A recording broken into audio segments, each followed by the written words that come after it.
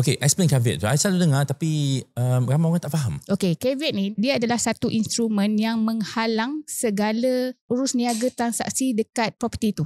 Untuk orang yang masukkan caveat tu, dia hanya ada caveatable interest yang boleh masuk sebenarnya. Tetapi nowadays saya tengok macam land office dia tak sempat nak check background tu. Dia masuk, dia tengok cukup syarat, dia terus register. So it's our duty as a owner ataupun bidder ataupun bank untuk removekan caveat tu. Tapi does this removal of caveat ni happen selepas kita menang bidding ataupun sebelum? Okay, untuk melayakkan bidder ambil action untuk remove caveat tu, dia kena menang bid lah. Tapi berapa lama selepas kita bid kan kita ada buat 3 bulan, 4 bulan untuk settlekan benda ni? That's the thing. Kalau jadi macam tu, first kali untuk kalau you nak beli lelong melalui loan memang lambat lah. Memang tak boleh lah. So kita akan proceed dengan cash buyer. Kena minta dia bayar cash. Sebab kalau kita bayar cash, so maksudnya time frame kita dengan bank lelong tu dah habis. Tempat sampai 90 hari ni untuk settle. And then caveat tu kemudian lah. Sebab caveat biasanya ambil masa pun 3 bulan macam tu. 3 bulan? Yes. So kalau ada loan, kalau kita beli rumah lelong, kita nak pakai loan. Memang kita tak ada cash lah kan. Maybe property tu 200,000. Most people tak ada lah 200,000.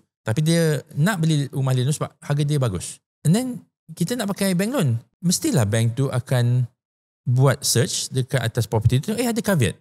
Loan boleh lepas ke? Tak boleh. That's why saya cakap, saya ni tugas saya untuk minimizekan cost bidder. Kalau bidder tu dia macam saya yakin loan lepas. Untuk dia memang dia rasa untuk lepas. Dia boleh, tapi dia property lepas. itself tak lepas. Tak lepas.